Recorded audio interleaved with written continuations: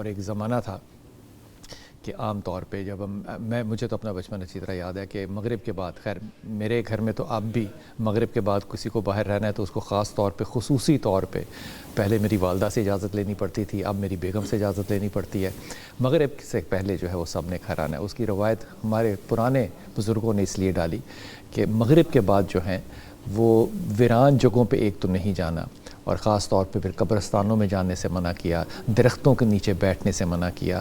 اس کی وجہ یہ ہوتی تھی کہ یہاں پہ سایہ ہوتا ہے، اس سائے سے مراد میرے خیال میں ہوتی تھی کہ یہاں پہ یا جنات ہوتے ہیں یا چڑیلیں ہوتی ہیں، یعنی کہ فیمیل جن جو ہوتے ہیں وہ ہوتے ہیں، وہ ہوتے ہیں یا نہیں ہوتے ہیں اللہ عالم۔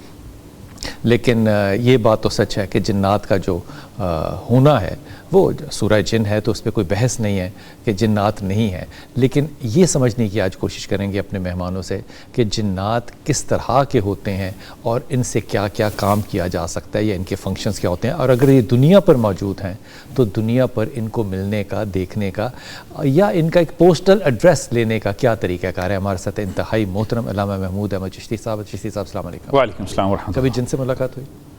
ڈائریکٹلی تو نہیں ہوئی، اچھا، لیکن کبھی کبھی وہ حیت بدل کر کسی انسان کے اندر اگر موجود ہوں، گفتگو کرنے کی کوشش کرتے ہیں، ہوئی بھی ہے۔ اچھا ٹھیک ہے۔ ہمارے ساتھ قاری شفیق الرحمان بھائی ہیں۔ قاری بھائی السلام علیکم۔ وعلیکم السلام۔ آپ کی تو ملاقات نہیں کبھی بھی ہوئی؟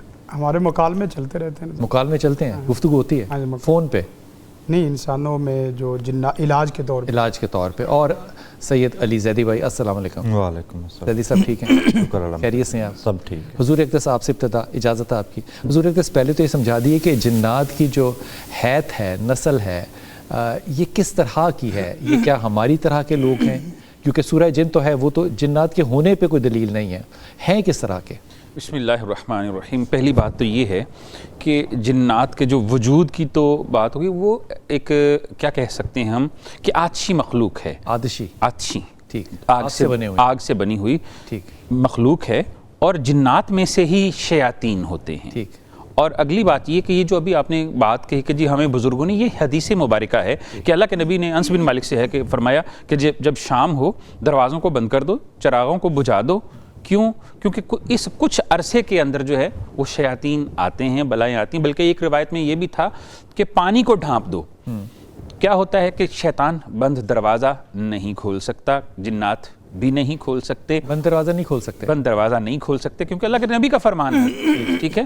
اور چراغوں کو بجھا دو، کیونکہ کچھ یہ ایک ساعت ہوتی ہے جو مغرب سے عشاء کے درمیان ہوتی ہے، ایسی ساعتوں کے اندر، ساعت سے کیا مطلب؟ لمحے یا گھنٹہ یا ایک چند تھوڑا سا وقت، ہم یہ سادہ الفاظ میں کہیں وقت ہوتا ہے جس میں یہ بلائیں شیاطین نازل ہوتے ہیں اور یہ ایسے معاملات کرتے ہیں۔ اب رہا سوال کہ جناب وہ کہ کس حیت کے ہوتے ہیں؟ وہ آگ سے بنی ہوئی مخلوق ہے، اس میں ان کے اپنا رہن سہن، اپنا طریقہ کار ہے، اپنا کلچر ہے، کیونکہ وہ ایک الگ سے مخلوق ہے۔ حیت کیسی ہے؟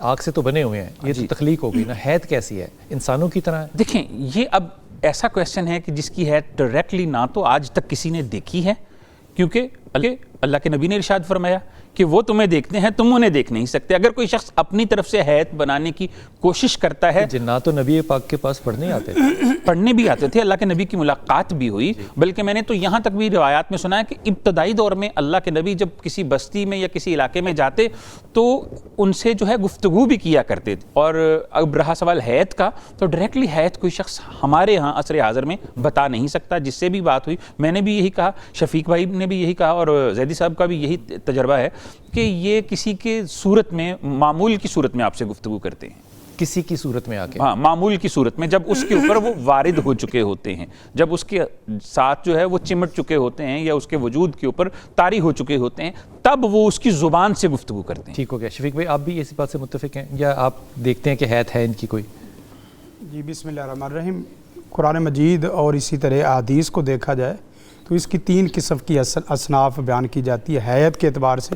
ایک تو وہ ہے جو انسانوں کی طرح ہی جنات ہیں، لیکن ان کی آنکھوں میں تھوڑا سا فرق ہے، جیسے ہماری آنکھوں میں سفیدی ہے لیکن ان کی آنکھوں میں لالی ہے۔ یہ قرآن میں ہے؟ یعنی میں نے کہا 3 قسمیں آتی ہیں، لیکن 3 قسموں میں جو مشاہدہ ہے، مشاہدہ روایتیں کہہ لیں؟ ہاں جی، نہیں یہ روایت بھی نہیں ہے، مشاہدہ ہے، جو مشاہدہ ہے۔ یعنی ہماری آنکھوں میں سفیدی ہے، ان کی آنکھوں میں لالی ہے، اور یہ حقیقت بھی ہے۔ کچھ لوگ ایسے بھی ہیں جن کے اوپر اللہ تعالیٰ ان چیزوں کو کھول دیتا ہے۔ ٹھیک۔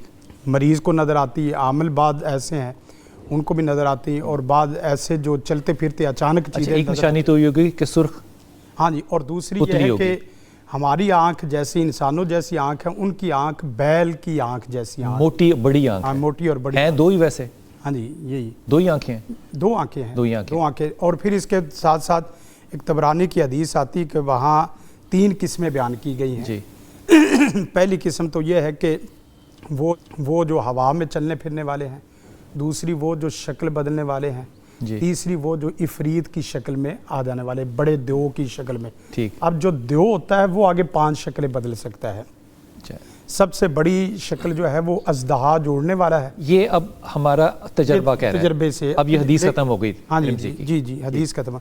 तजर्बे में फिर आगे जैसे कि नुकसान इंसानों को देते हैं वो मुख्तलिफ शक्लों में आके देते हैं। सबसे बड़ी शक्ल जो अजदहा की शक्ल है और ये तो कुरान मजीद की आयत भी है कि जिस वक्त अजदहा सांप वाला। अजदहा सांप वाला, लेकिन ये अजदहा जो है वो उड़ने वाला जैसे होता है ना। ठीक। और फिर उसके बाद दूसरी शक्ल उसी अजदहा से छोटा सांप है। ठीक। फिर उसके बाद आगे चले तो शेर और चीते की शक्ल है जिन्नात भी। जिन्नात में। अच्छा, ये कुव्वत इफरीत आगे बदलता है। फिर आगे तीसरी शक्ल जो है वो भेड़िए की शक्ल है। ठीक। फिर आगे चौथी शक्ल कुत्ते की है। अच्छा, फिर उसके बाद दीगर जितने भी जानवर और दीगर जितनी भी मखलूक इनके बिल्ली चूहे सब में जिन्नात हो सकते ये आ जाते हैं। ठीक। मेरे पास एक केस आया बजाते खुद, मैंने खुद उससे मुकालमा किया कि आप इसके जिस्म में कैसे सरायत किए।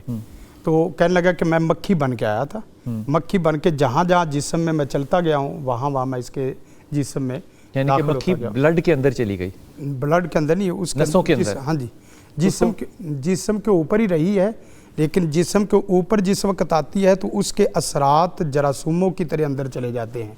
ठीक। हाँ, ठीक ये हो गया। सूरत है। हुजूर आप इस पे क्या राय देंगे, जिन्नात होते किस तरह के हैं? बिस्मिल्लाहिर्रहमानिर्रहीम।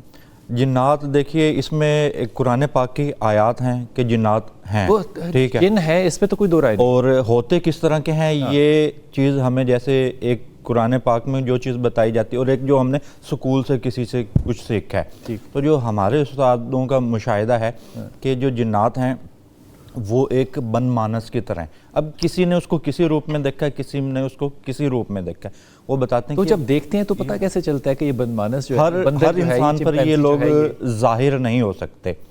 हर इंसान हर आंख इसको देख नहीं सकती।